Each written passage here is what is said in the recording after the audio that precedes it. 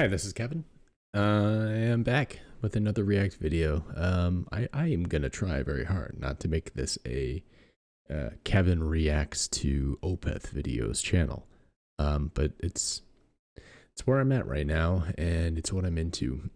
Florida Bell, who is nice enough to leave a comment on my last Opeth reaction video, gave me a list of things to kind of check out next. And links, which was very helpful. Thank you. Coil, Heir Apparent, Harlequin Forest, which is on my list, and Deliverance. Deliverance is what we're going to do today, and it's the reason why is that it's part of that continuation of that Red Rocks concert. And it's 13 minutes, so I suspect it's going to be a little bit more of an adventure than Sorceress was. Let's do it.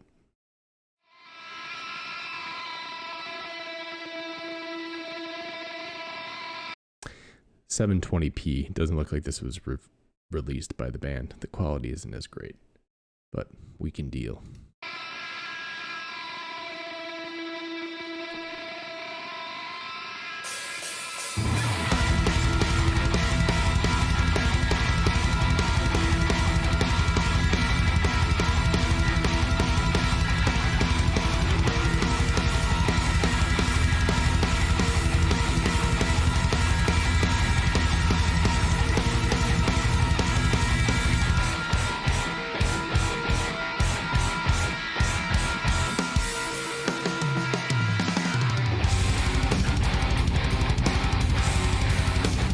Just assumed that after that opening we were going to settle into a groove there, but no, more blast beast intensity. We'll go with blast beast.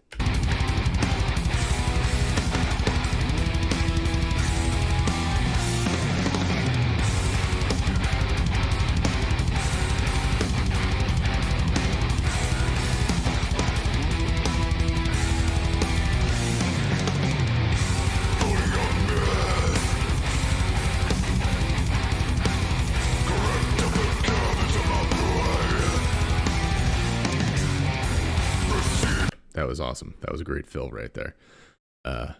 Just that little tiny splash gets 2 hits.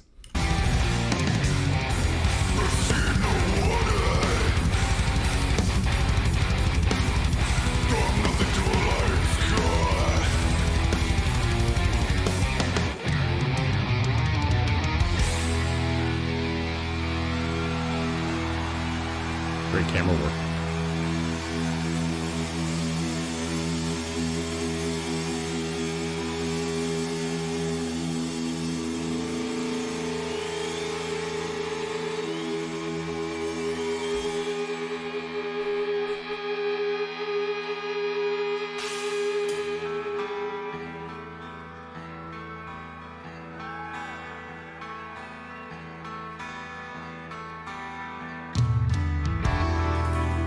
Cool.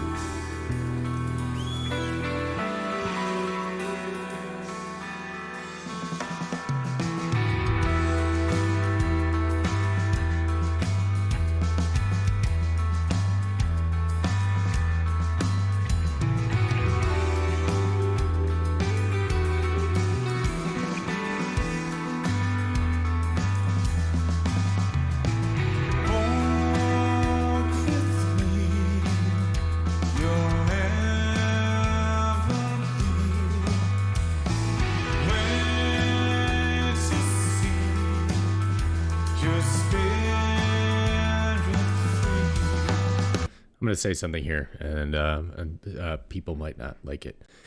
I come from a jam band background, and that might make some people queasy. That might make some people happy. I love a lot of improvisation that comes from jam bands. A couple times I've gotten this hint from them that, like, when they bring it down like this. And they do these types of grooves, and sometimes, like, right, I think we're at a little bit of a time signature here. I'm not, for a drummer, I should be better at counting time signatures. But this is, to me, this is almost like this is kind of like like a breakdown that would happen in like a jam band odyssey. Again, people might not like to hear that, but there's kind of that element there where it's just this very groove oriented, groove driven, quiet, calming section part of the song.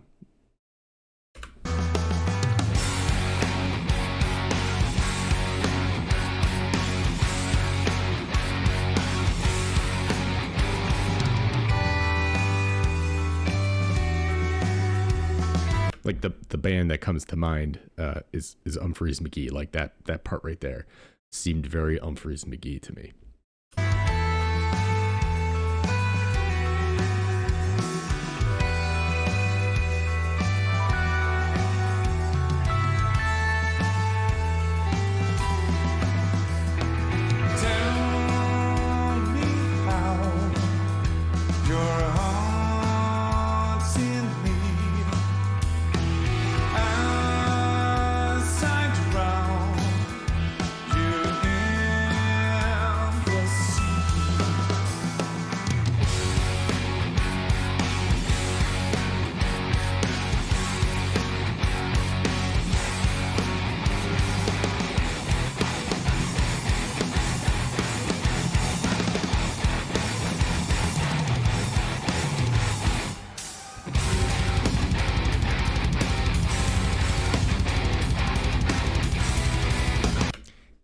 This is another thing I really like about what they do. They take you in this other direction. So it started off very intense, this blast beat, this very intense double time thing going on. And then they take you into this very quiet, calming odyssey. And before you know it, before you even realize it, you're right back to that intensity in a very non-jarring way. It doesn't just feel like, oh, here they just came back to that part. They got back there naturally.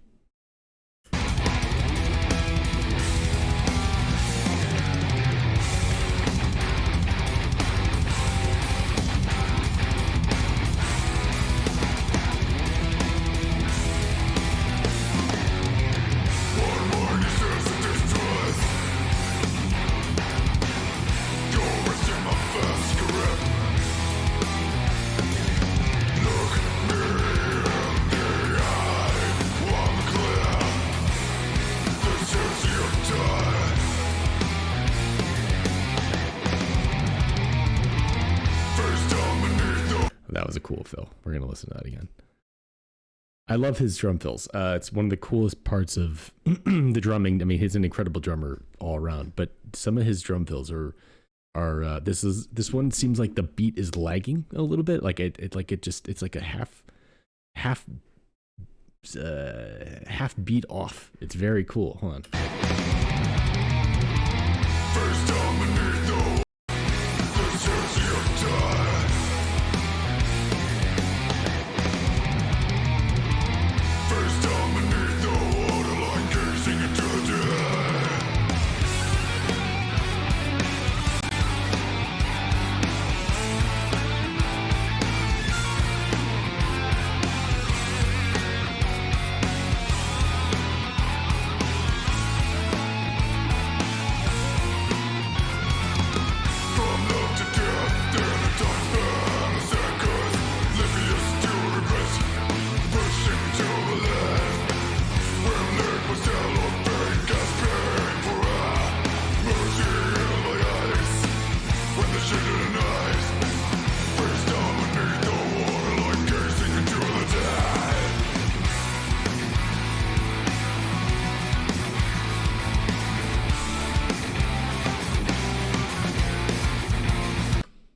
And now we have Rush.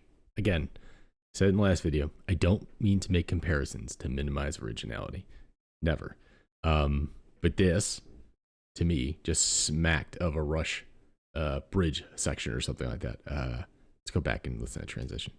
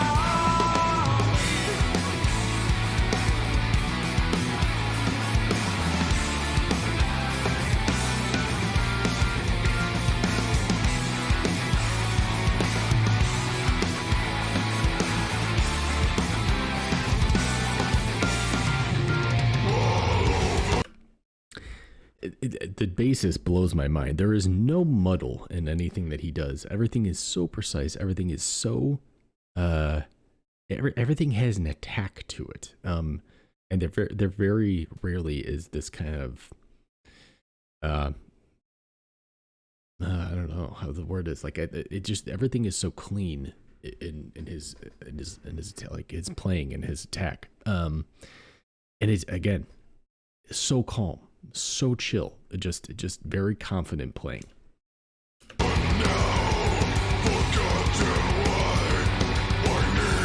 Sorry, I'm gonna go back.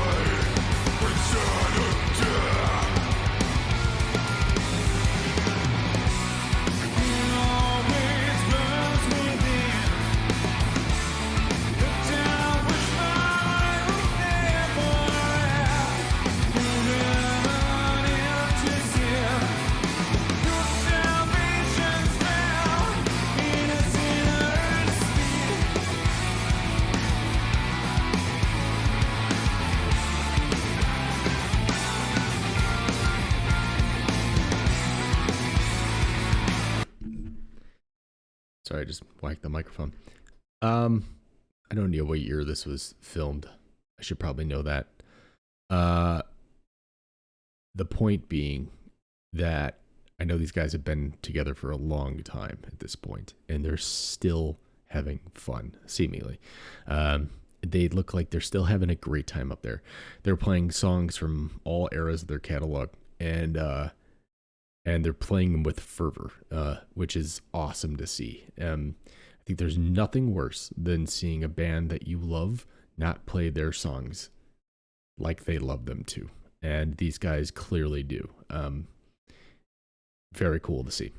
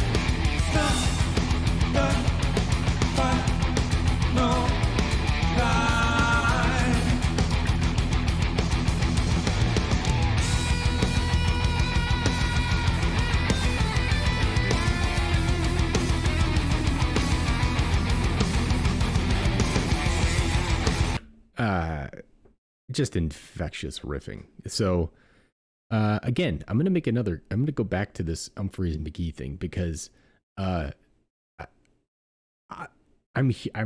starting to think, or I'm starting to realize that I think Humphreys and McGee is probably heavily influenced by these guys.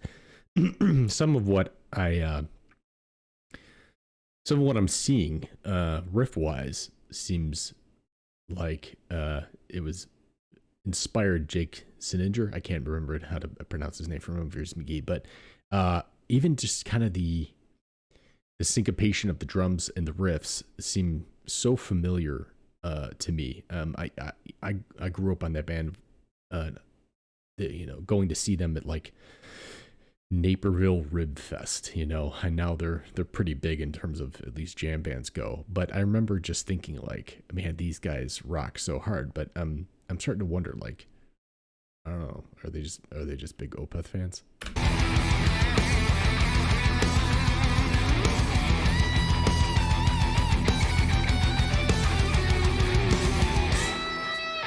Even that.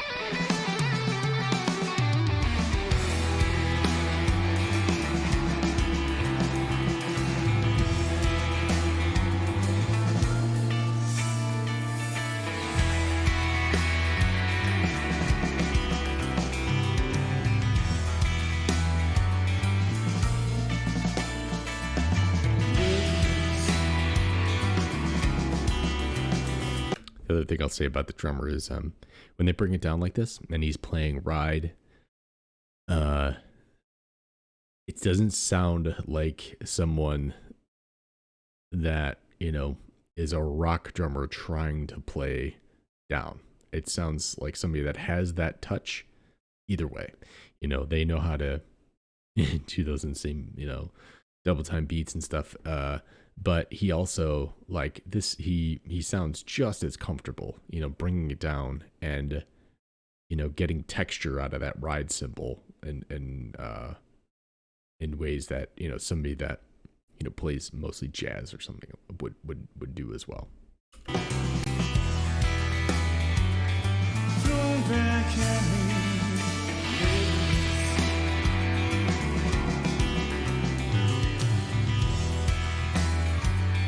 Laughing at me,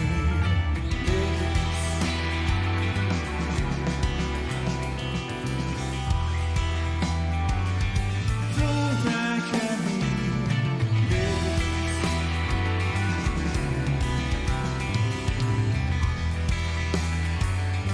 laughing at me.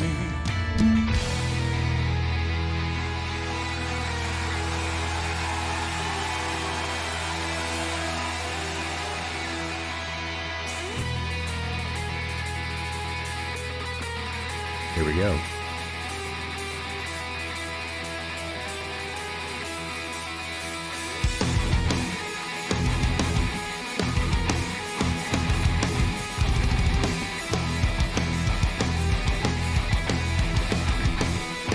It's my understanding that this lighting is not programmed and it is done live. Fuck. Unbelievable. I mean, just unbelievable.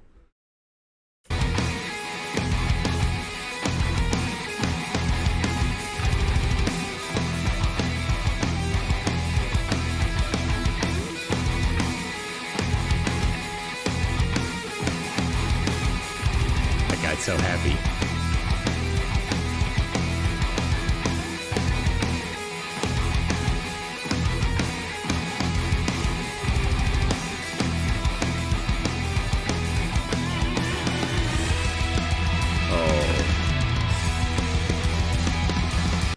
Sorry. I know this is going to be a long video. I'm sorry. We got to go back to that.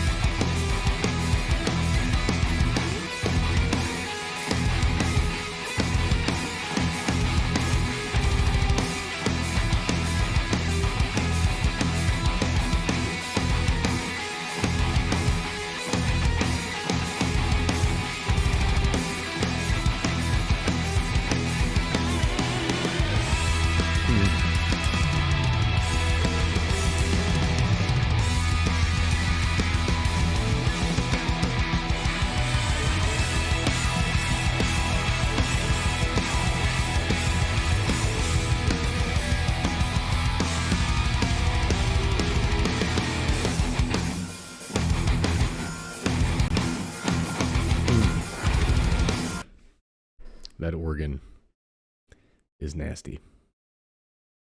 He just it's so low, and I don't think it's like slowly pulling the stops out. Let's check it out.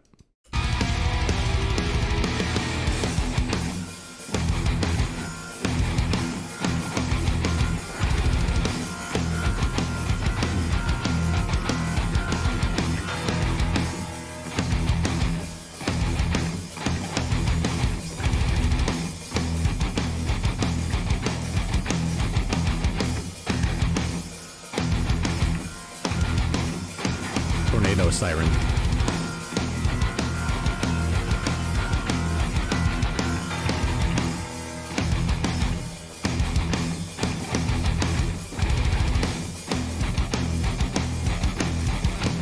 Thank you very much and good night, guys. Thank you so fucking much.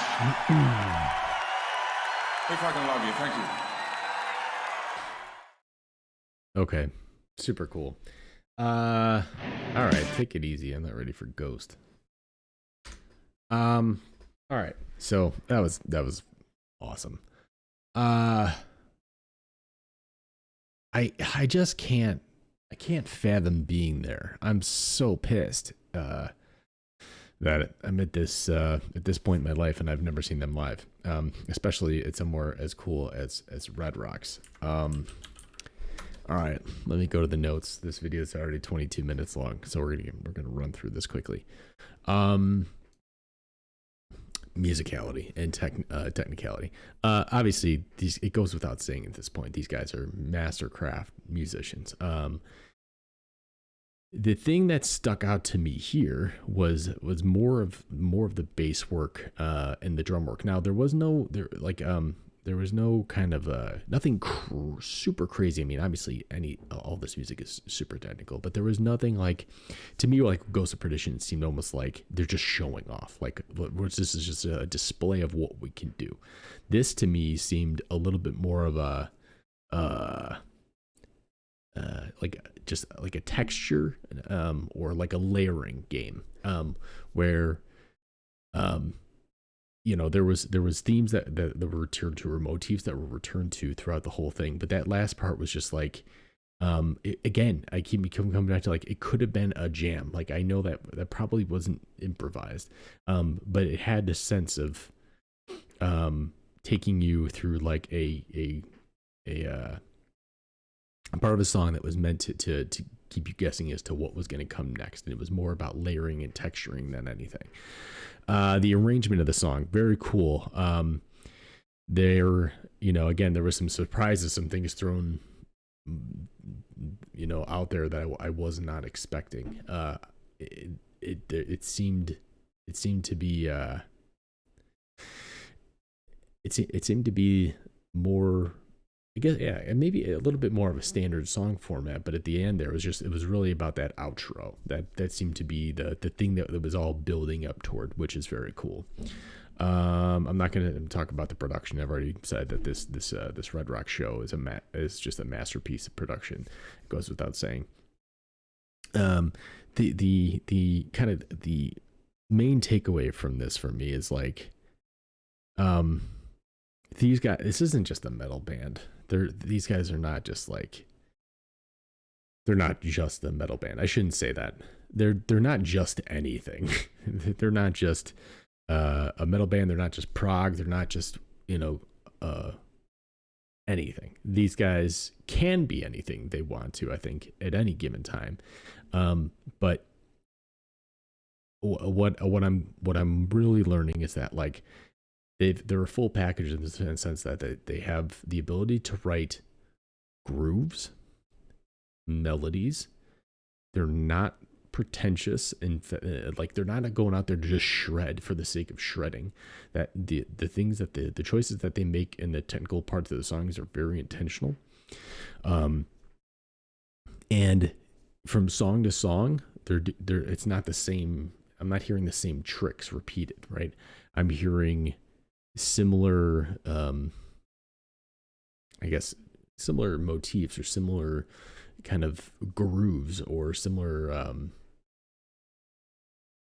instrumentation happening from song to song, but I'm not hearing the same thing Like, oh, okay, they're doing that thing again. I'm not getting that.